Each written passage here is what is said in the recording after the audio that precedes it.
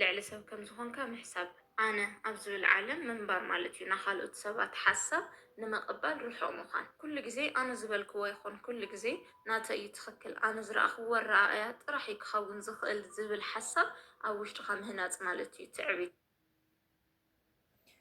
ሰላም ሰላም ክቡራት ተኸታተልተይ ደሕና ዲኹም ከመይ ኣለኹም? ኣነ ሰላም እየ እግዚኣብሔር ይመስገን። ከምታ ኣነ ሰላም ዘለኹዎ ንዓኻትኩም ሰላም ይምነ ኣብ ሂወትኩም ጥዕና ኣብ ስራሕኩም ኣሳልጦ ይምነየልኩም። ሎማዓንቲ ድማ ፍልይ ብዝበለ ብጣዕሚ ደስ ካብ ዝበለትኒ ሓሳብ ወይ ከዓ ብጣዕሚ ዝመሃረትኒ ሓሳብ እያ ሎማዓንቲ ሒዘልኩም መፅየ ዘለኹ ኣርእስቲ ድማ ክትጠቕመክን እያ እስካብ መጨረሻ ስምዓኣ ማለት እዩ። ንዓይ ጠቒማትኒ ደስ ስለ ዝበለትኒ ኣነ እውን ናብኻትን ከካፍላ ደልየ ኣለኹ ማለት እዩ። ስለዚ እስካብ መጨረሻ ስምዓ ሰናይ ፀንሒ። ኣብ ውሽጥኻ ሃልዩ ኮይኑ ሰላማዊ ዝኾነ ፍቕሪ ክህልወኒ ኢልክ ከይትሓስቢ ኣብ ውሽጥኺ ንዓኺ ጥራሕ ከፍቅር ዝኽእል ወይ ድማ ናትክ ተሓሳስባት ጥራሕ ክቕበል ዝኽእል ስምዒት ተሃንፂ ከለኺ ንኻሊእ ሰብ ናብ ሂወት ክምእታው ክኸብደክ እዩ። ምክንያቱ ናይ ካሊእ ሰብ ሓሳብ እውን ኢኻ ክትቅበል ዘለኪ ፍቕሪ ዝበሃል ክትምስርቲ ከለኺ መፃምድኺ ናይ ባዕሉ ዝኾነ ተዓባብያ ተሓሳስባ ስርዓት ሒዙ ናብ ሂወትክ ዝመፅእ እና ናቱ ዝኾነ ተሓሳስባ ኩሉ ግዜ ተቐባልነት የብሉን እናበልከ ክትምልስ እያ ከለኺ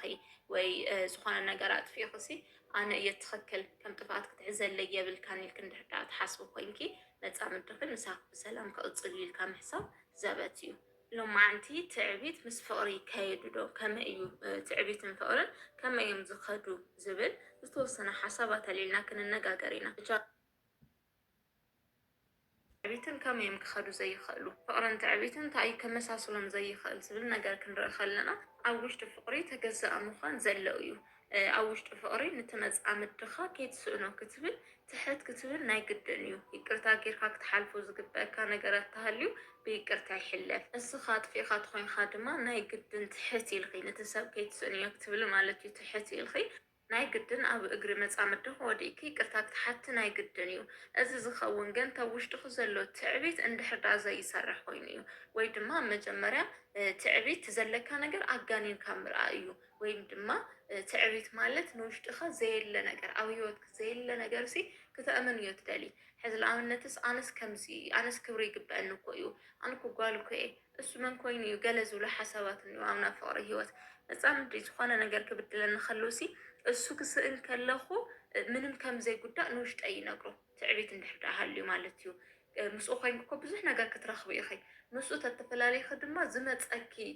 ጉድኣት ከክንደ ምሕሳብ ሲ ምስኡ ምስ ተፈላለኺ ናብ ካሊእ ወዲ ክትኸዲ ኢኺ ካሊእ ሓዱሽ ሂወት ክትጅመሪ ገለገለ ከክንዲ እሱ ምሕሳብ ሲ እንታይ ኢልና ንሓስብ ብዙሕ ግዜ እሱ ተሲእነኺ እንታይ ጉዳእ ኮይነ ኣነ እኮ ከምዚ እኮ እየ ክንደይ ነገር ዘሕለፍኩስ ኣይኮነ ዶ ናይዚ ሓደ ዘይረብሕስ ክንደይ ዝበደሉን እኳስ ብሂወተይ ወፅየ እየ ተዓጊሰ ወፅየ እየ ካብቲ መሰናኽል እዚ ብከምዚ ብከምዚ ሓሊፈ እየ ትርኢ ዝገጠመኪ መሰናኽል ሲ ከም መደዓዓሲ ትጥቀሚ እዩ ወይ ድማ ኣጋኒንክ ንውሽጢ ክትነግሪ እዮ ነቲ ዘሎ ምስ ነቲ መፃምድኺ ዝገበረኪ ነገር ኣነኣኢስ ክትርእዮ ማለት እዩ። መን ኮይኑ መን እድዩ ኮይኑ ገለገለ ትብሊ ከምዞም ዓይነት ኣተሓሳስባታት ንውሽጢኺ ብምቕባል ወይም ድማ ብምስራፅ ሙሉእ ብሙሉእ ነቲ ዘለከ ፍቕራዊ ሂወት ከይትቕበል እዮ። ተሃለወ ሃለወ ተዘይሃለወ ድማ ናይ ባዕሉ ጉዳይ ኢልኪ ንውሽጢኺ ክትኣምን እዮ እዩ ዝገብር ትዕቢት ማለት እዩ። ኸዚ ንኣብነት ዝኾነ ነገር ተጥፊእ እሞ እንታይ ትገብሪ መሲልክ ካብቲ መፃምድኺ ትፅበይ ብውሽጥኺ እኮ ተፍቅሩ እዮ እኮ ኢኺ ድብን ኣቢልኪ ክተፍቅሩ እዮ እና በዚ ድማ ርግፀኛ ኢኺ ከም ተፍቅሩ እዮ ትፈልጢ ኢኺ ካብ ግን ጥፍኣት ተጥፍእ እሞ እሱ ተጥፊኡ በቃ ግደፍዮ ምድሪ ሰማይ ዝግምጠል ብትዕቢትኺ ክትድውለ ይብልክን እዚኣ ተደዊልክ ሞይትኽኒ ኢኺ ተሳዒርኽኒ ኢኺ በቃ ንዓቐ ክበለኪ እዩ ዝብለኪ ትዕቢትኺ ማለት እዩ። እንድሕር ስኽጥፊእኺ ድማ እንታይ ይብለኪ እንታይ እሞ እዚ እዚኣ ገይረዩስ እንታይ እሞ ትብል ማለት ሃምለ ጥፋእኺ እኮ ትፈልጢ ኢኺ ናተይ ጥፍኣት ኣይኮነ እሱ ከምዚኣ ተዘይገብር እኮ ኣነ ከምዚኣ ይምገበርኩ ትብሊ። ሕዚ ንኣብነት ምስ ካሊእ ወዲ እሞ ተነጋጊርክኒ ኢኺ እና ከም ልተነጋገር ካብ ልዕሊኡ ንካሊእ ወዲ ከም ልደለኺ ከም ልሓሰብኪ መፃምዲ ክረኺብኪ ኢድ ብኢድ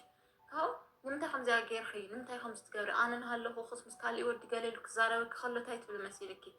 እሞ ናይ ባዕልኻ ጉዳይ እስኻ ለይሃለኻ ንሃለኻ እስኻ ትሪት ለይትገብረኒ ንሃለኻ እሱ መፅኡ ትሪት ገይሩኒ ትብል እንታይ ድኽል ትሓስቡ ካብ ንውሽጢ እንታይ ድኽል ትብል እዮ ልዕሊታ ኣነ ቺት ዝገበርኽዎ ወይ ልዕሊ ኣነ ልዕሊኻ ካሊእ ወዲ ደሪበ ጥፍኣት ለጥፋእኽዎ ናትኻ ጥፍኣት እዩ ልገድድ ኢሉ ትዕቢትኺ ይነግረካ ማለት እዩ። እዚ እዩ እቲ ችግር። شعو نسون كم ليت فايفلت ولا ينهل ولا تريت عين جبرخي قبل عليكن كالي ودك تدربي ما بتهيب الخيلي موجوداكي السخدمة أنا ما بتلني خليني يرخمنا ملكي بقات كن اللي مقطعي فهمت يوم سببات هلونا خلتهم بس خب تعيد توترك سون زي عمن كوينا عايبن እና መንጎ መን ይመውት መንጎ ዝነበረ ፍቅሪ ማለት እዩ እቲ ትዕቢት እንድሕር ዳኣ ዘይሃልዩ ግን ሓደ ንባዕልኻ ምስ መፃምድኺ ማዕረ ብማዕረ ጌርካ ኢኻ ክትርኢ ትኽእሊ ኣነ ልዕልዩ እየ ይትብልን ናብ ሂወት እቲ ከንብረካ እየ እናበልኽዮ ብቃልኺ ጎይታዋይ ትብልዮ ኩ ኢኺ ብቃልኺ እኮ ዘይንስኻ ካሊእ የብለይን ትብልዮ ኩ ኢኺ ግን መላሓስክና ውሽጢኺ ልክዕ ይኸውንን ማኣስተረጋግፅ መሲልኪ ገለ ነገር ክፍጠር ከሎሲ ጥፍኣት ተጥፊኹም ኣለኹም ወደኋላ ናመን ናኸይዱ ናትድዩ በቃ እሱ ግደፍ እዩ ኦሮማይ መንጎኹም ምቅሕሓር ተፈጢሩ ኣሎ እና ፍቅሪ ትሕት ኢልካ ምንባር እዩ ተባሂልና ኢና እና ትሕት ኢልክስ እታ ፍቅርኩም እዚኣ ከይትጠፍእ ክትብሊ ወይ ድማ እታ ስምዒትኪ ክትጥብር ክትብሊ በቃ ይቅርታ ምመለስ እስቲ ልብኻና ልበይ እስቲ የውጉዑ ኣእሙረይና ኣእሙረኻ እስቲ ይቕረ እዩ እስቲ ተመንጎና ዘሎ ፍቅሪ ይነጋገር ትብሊ ማለት እዩ እዚ ክትብሊ ከለኺ ካብቲ ትዕቢትኪ ወሪድኪ ወይ ድማ ካብቲ ትዕቢትኪ ወፂኺ ትፍቅርኺ ክተግዝፊ ከለኺ ትፍቅርኩም ኣብ መንጎኹም ዝነበረ ነገር ይሓቢ እዛ ኢኖ ሓደ ሓደ ኣሕዋተይ ርእስኻ እንድዮም ዝወፁ ገለገለ ይኹን ክትብላኒ ኣይነው ይፈልጥ እየ እሱ ግን ትክክለኛ ፍቅሪ ይኮነ ሕዚ ገለገለ ግዜ ዘቕንዕ ፍቅሪ ዘለዎ መፃምዲ ትሪኣ ትኾነ ኢኽን ብለይ ምንም ትዕቢት ብለይ ምንም ቅድመ ኩነታት ሲ ነንድባዕሎም ካብ ልቦም ዝፋቐሩ ትፍቅሮም እዚ ይገንን እሞ ኣብ መንጎኦም ዘሎ ትዕቢት ይጠፍእ እሱ እውን ከምዚ ክትብለኒ ገለ ኢሉ ቀዲሙ ዝገብሮ ነገር የለ እሳ እውን ከምዚ ክሓስብ እዩ ተደወልኩሉ ክኮርዐለ እዩ ኢላ ትገብሮ ነገር ኣይህልንና ኣነ ከምዚ ዓይነት ፍቅሪ እየ ዘውግዕ ዘለኹ እምበር ማንም ሰብ ግደፍ እዩ ወዲ ግደፍ እዩ ጓል እውን ክትልመን ከላ ዝኾነ ልስማዓ ልዕሊ ሰብ ከም ዝኾነት ኩሉ ሰብ ትሕቲኣ ከም ዝኾነ ልስማዓ ዓይነት ኣተሓሳስባ ዘለዎም ሰባት እኒአው እዮም እና ኣነ ወግዐ ከምኡ ይኾነ ኣብ መንጎኹም ፍቅሪ ዘሎ ሰባት ብሰንኪ ትዕቢት ትቀሓሓሩ ተለኹም ኢኹም ግደፍ እዩ ዝሞ ሓደ ሓደ ግዜ ብንውሽጡና ነገድዱ ኮይና ብሰንኪ ትዕቢት ማለት እዩ ሕዚ ካብ ዝኾነት ልፈልጣ መሓዝ ገዲድኩም ወስለ ዝፀናሕኩም በዚ ትዕቢት ምክንያት ተባኢስኩም ሲ ባዕሊ ደውል መጀመርታ ባዕላ ትደውል መናምን ትበሃሉ እሞ ውሽጥኩም እናተጎደ ይፀንሕ ድሓረ ክትዕረቑ ከለኹም ተሓድሽ ነገር ምስረኻ ውሽጥኩም ፍስህ ይብል ማለት እዩ እና ትፍስሃ እዚ ንምንታይ ምልጠኪ ካብ ውሽጥኺ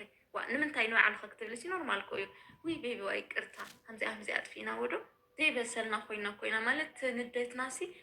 ልዕሊ ፍቅርና ግዚፍና ርኢናዮ ስለዚ ከምዚኣ ጌርና ከዓ ዘይንፈትሓ ኢልክ ተተዛረብክሲ ካባኸስ ክንድፍረጣከ ዘይትኸደኪ ኣየኽብረንን ብድሕሪ ክንዕቐኒ ኢልክ ኢኸወዶ ሓሲብኪ ሞክር እዮ ማለት ለይፈልጠኪ ሰብ ፅባሕ ንጎ ዘይትረኽብዮ ሰብ ንዕቐክሲ እንታይ ዝጎድል ካባኺ ኣብ መንጎ ንሕንሕ ኣብ መንጎ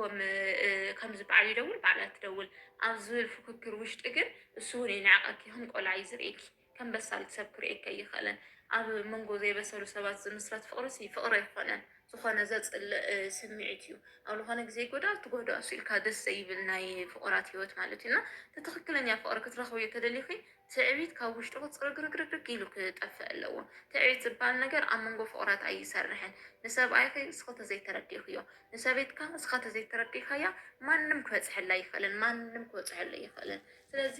ትዕቢት እዚ ንማንም ድሕዳ ዘይጠቅም ኮይኑ ንመፃምድኺ እውን ኣይጠቅምን ንዓኺ እውን ኣይጠቕመክን ብዓብዪ ድማ ንፍቅሪ ቀታሊ ነገር እዩ እና ይቅርታ ክትብሉ ከለኹ ስውን ይቅርታ ይለማመድ እስኺ ትሕት ክትብሉ ከለኹ ስውን ትሕት መሃል ይለማመድ እዚ ነገር ተለማመድዎ ንፍቅሪ ተዘይተሰዓርክማ ንመን ኢኸ ክትሰዓሪ ማለት ኣጉል ኣነ ጀግና እየ ገለ መዋል ቋርፂ ኣብ ሂወትኩሞ ሓሳድ ምዃን ኣቋርፂ ከም እኮ እዩ ፍቅሪ ደሊና ሃለየ ልብኽሲ ስኽኮ ክትሕስድ እዮም